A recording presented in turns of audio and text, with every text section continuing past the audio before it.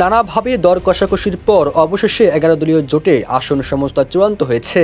তবে ইসলামী আন্দোলন 70টি বেশি আসন দাবি করলেও শেষ পর্যন্ত 45টি আসন দেয়া হয়েছে।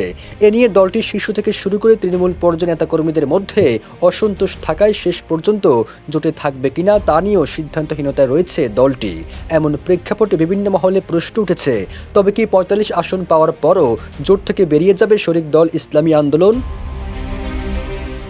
জোটের আসন সমঝোতা নিয়ে 13 জানুয়ারি দিনভর দফায় দফায় বৈঠক করে জোটের শরিক দলগুলোর শীর্ষ নেতারা এদিন রাত 12টার দিকে ইসলামী আন্দোলনের মহাসচিব অধ্যক্ষ ইউনুস আহমদ জানান, তাদের মিটিং চলছে।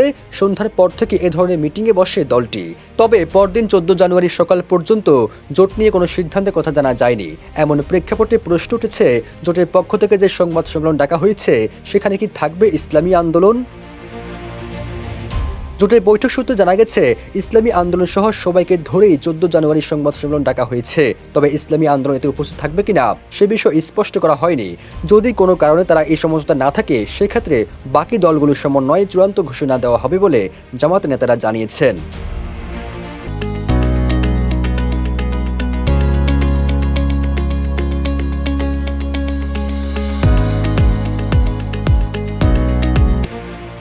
11 দলের একটি সূত্র জানিয়েছে, কোনো চূড়ান্ত সিদ্ধান্ত ছাড়াই ইসলামী আন্দোলনের মিটিং শেষ হয়েছে। দলটি জামাতের সঙ্গে এবং নিজস্বভাবে বসলেও কোনো চূড়ান্ত সিদ্ধান্ত নিতে পারেনি। 14 জানুয়ারি দলটির সর্বোচ্চ নীতি নির্ধারণী ফোরামে বৈঠকের পর সিদ্ধান্ত আসবে। এর আগে আসন সমঝোতায় জোটের বৈঠকে সিদ্ধান্ত হয় এনসিপিকে 30 আসন, বাংলাদেশ খেলাফত মজলিসকে 15, একইভাবে খেলাফত মজলিসকে আগের চেয়ে বাড়িয়ে 10টি, এলডিপিকে 7টি, এবি পার্টিকে 3, বাংলাদেশ ডেভেলপমেন্ট পার্টিকে 2টি আসন দেওয়ার সিদ্ধান্ত হয়। জাকপা, নিজামে ইসলামী পার্টি এবং খেলাফত আন্দোলনকে 1টি করে আসন দেওয়া হয়। আর জামাতের জন্য 180টির বেশি আসন থাকবে।